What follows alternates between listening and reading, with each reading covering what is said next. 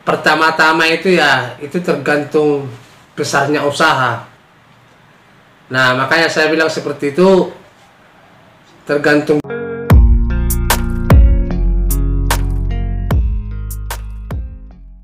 Halo sobat,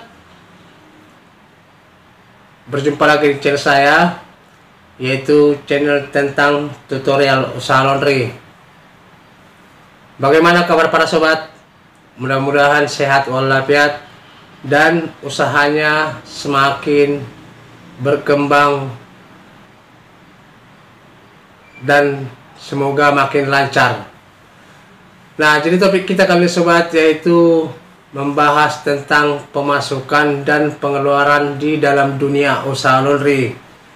Dimana kemarin sobat ada yang bertanya, berapa sih pengeluaran dan pemasukan dalam dunia usaha laundry itu? Nah, jadi sobat, sebenarnya sih kalau dari segi pengalaman saya ya, baru dari segi istilahnya di bidang dunia usaha laundry ini, pertama-tama itu ya, itu tergantung besarnya usaha. Nah, makanya saya bilang seperti itu, tergantung besarnya usaha. Sekarang kita memiliki usaha laundry, kita menggunakan berapa mesin. Nah, jika kita menggunakan 2 mesin, yaitu 2 mesin cuci, 2 mesin pengering, berarti kita sudah pasti tahu berapa deterjen yang dibutuhkan ini, mesin yang 2 ini untuk mencuci selama 1 bulan. Nah, selanjutnya sobat, berapa juga gas atau berapa tabung yang kita gunakan untuk mengeringkan pakaian ini. Nah, ini bagi yang mengeringkan dengan menggunakan mesin cuci, mesin pengering, maaf. Tapi kalau seandainya istilahnya dia mengeringkan menggunakan secara manual, nah berarti dia tidak menghitung gas. Paling dia kalau menghitung gas itu untuk setrika uap. Nah, jadi sebenarnya sobat, kalau seandainya kita menghitung pengeluaran di dunia dalam usaha laundry ini, kita tidak bisa pastikan. Cuman kalau seandainya istilahnya yang saya seandainya yang pernah saya alami ya, atau sampai sekarang ini, rata-rata itu pengeluarannya bisa sampai 4 juta sebulan. Nah, makanya saya bilang seperti itu sobat. Tapi memang saya serba membeli semua ya. Makanya saya bilang serba membeli, saya membeli deterjen. Karena saya katakan seperti itu, ada juga sobat, sebagian usaha laundry ini membuat deterjen sendiri. Nah, begitu juga dengan parfum, saya membeli juga. Nah, kalau sebagian kan ada juga yang membuat parfum sendiri. Nah, jadi makanya saya bilang tadi, kita tidak bisa pastikan berapa sih pemasukan atau pengeluaran di dunia usaha laundry ini per hari dan per bulannya.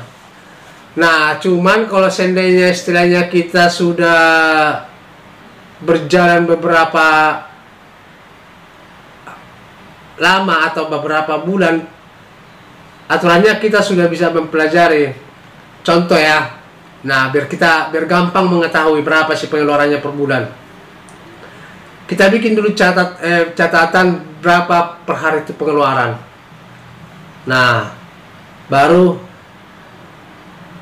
setelah 3 hari kita bikin lagi catatan. Contoh ya kan, soalnya gas ini nggak mungkin langsung 1 hari habis. Nah, berarti dalam sebulan itu kita menggunakan tabung berapa untuk mengeringkan atau untuk menyetrika uap.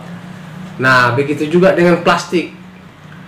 Kita menggunakan plastik ini berapa pak per bulan. Nah, begitu juga dengan deterjen. Kita menggunakan deterjen ini berapa liter dia per hari.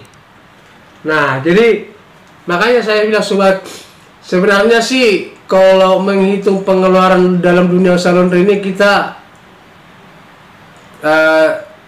agak susah ya, agak sulit karena kita tidak tahu juga ada pengeluaran dadakan.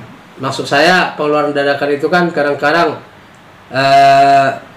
ini yang pernah saya rasakan ya, kadang tiba-tiba habis plastik yang satu ukuran, otomatis kan kita beli yang satu ukuran, contohnya yang 30 kali 45 itu doang habis, tapi wajib kita beli.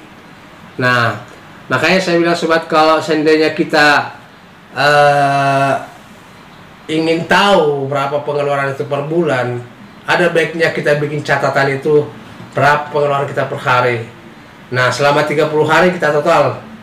Nah, setelah 30 hari di bulan kemudian kita hitung lagi seperti itu, baru bisa kita membandingkan berapa rata-rata pengeluarannya itu per bulan atau berapa juga pengeluarannya per hari. Nah, jadi begitu cara-cara menghitung pengeluaran per harinya atau per bulannya di dunia dalam usaha laundry ini. Nah, cuman saran saya sobat, kalau bisa ya, ada baiknya kita sebagai pemilik usaha kita kontrol apa saja kebutuhan usaha laundry kita. Kadang-kadang kan istilahnya yang berpatokan dari karyawan ini kan banyak juga ya, istilahnya karyawan-karyawan ini tidak menggunakan bahan baku laundry ini dengan baik. Nah, jadi kalau bisa saran saya, kita harus benar-benar teliti dalam menjalankan usaha laundry ini. Nah, jadi intinya yang tadi itu, kita harus bikin catatan berapa per bulan dan berapa per harinya pengeluaran kita sehari-hari dan pengeluaran kita tiap bulannya. Oke sobat, kira-kira sampai di sini video saya kali ini. Jangan lupa subscribe, ketik tanda lonceng supaya tidak ketinggalan video saya berikutnya. Terima kasih dan sampai jumpa kembali.